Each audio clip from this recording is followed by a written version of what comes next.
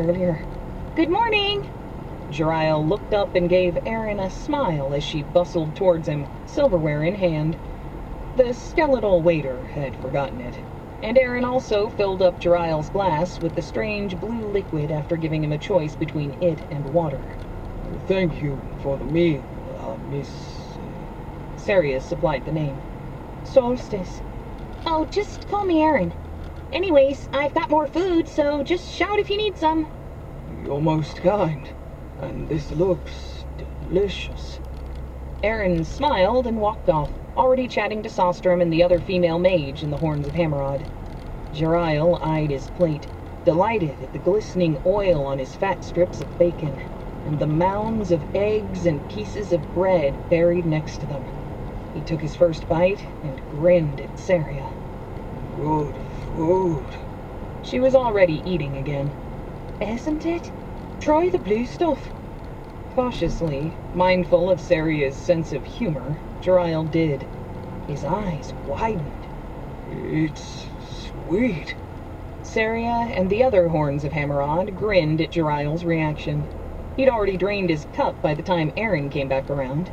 Good service, food, and we're not getting dirty looks every 2 seconds. We struck it lucky coming here.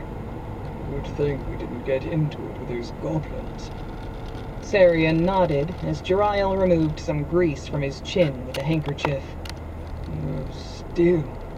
Jeriel craned his neck and saw only the skeleton walking around offering drinks to adventurers reluctant to accept.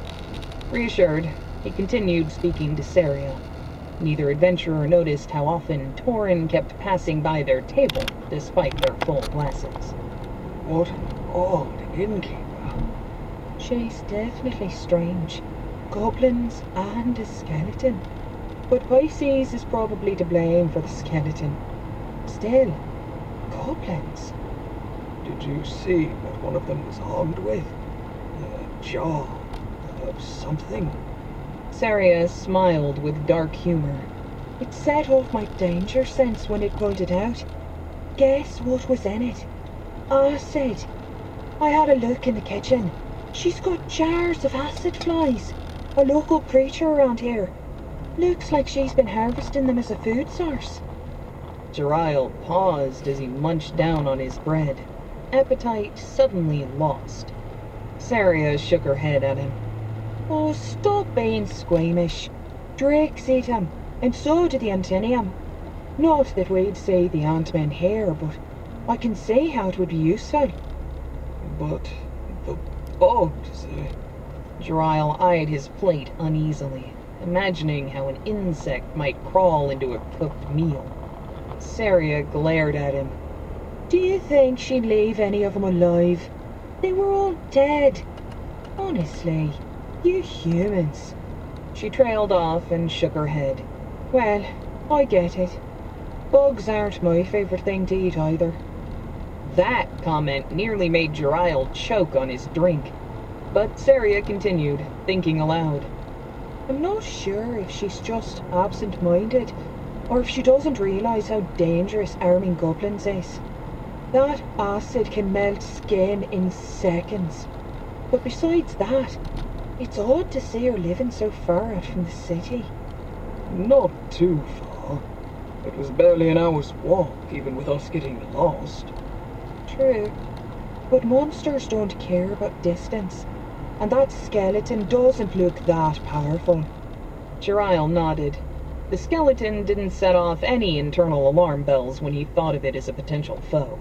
It was dangerous, and no mistake, but it was no lich, or even a stronger variety of the undead. Maybe that's all the protection she could afford. In that case, she's reckless or insane. Or poor. Actually, she reminds me a bit of Ryoka. Jeriel stared incredulously at Erin as she began haranguing Torin. In what way, exactly? Saria shrugged, unable to explain. They're not too similar personality-wise, but it's just a hunch. Well, so long as we're here, monsters aren't an issue. And this is a good inn. Right. If we want to keep using